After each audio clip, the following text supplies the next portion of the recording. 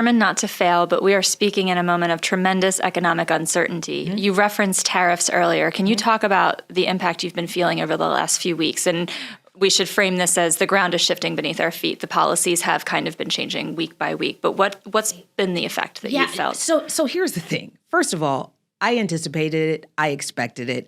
I planned for it.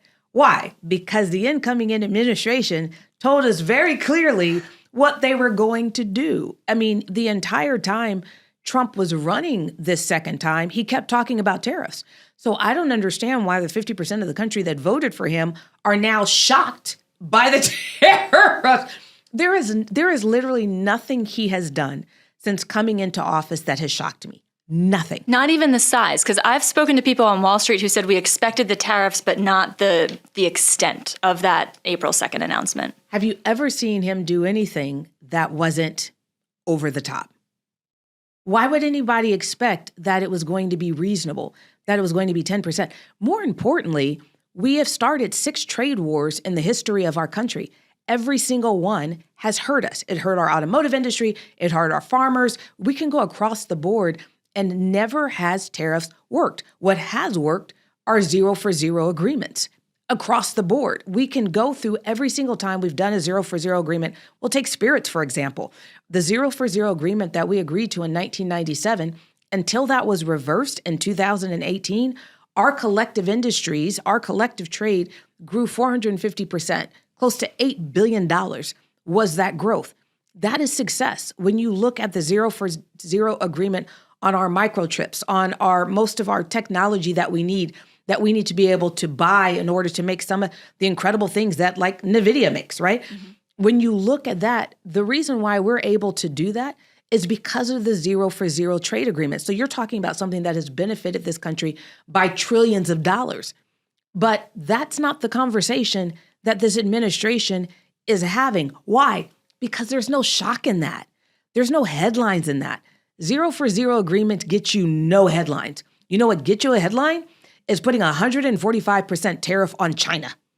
You know what keeps you in the headlines? So we had to understand that if we're electing someone whose priority is to be on everyone's lips every single day, to be in the headlines, you're talking about a person who did The Apprentice, who literally was firing people on television, right?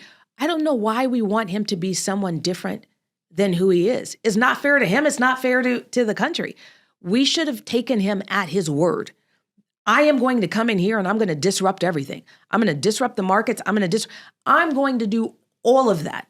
We should have taken him at his word. So you were taking him at his word. Absolutely. What did you do to, I hate the word future-proof. It's become kind of jargon. I can tell you. So there's a couple of things. Number one, all of the glass, so our glass all comes in from overseas.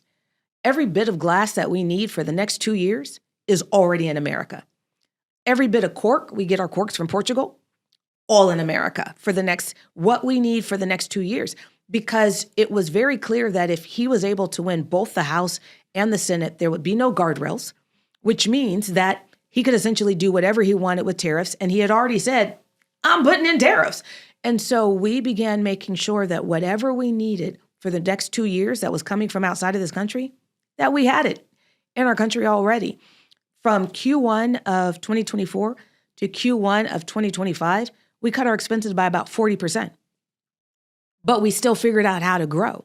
And so these are the things that we had to begin doing the moment we saw the administration and where that was going to go. Because then we knew, okay, the market is going to get crazy. Credit lines are going to get tight and money is going to be expensive.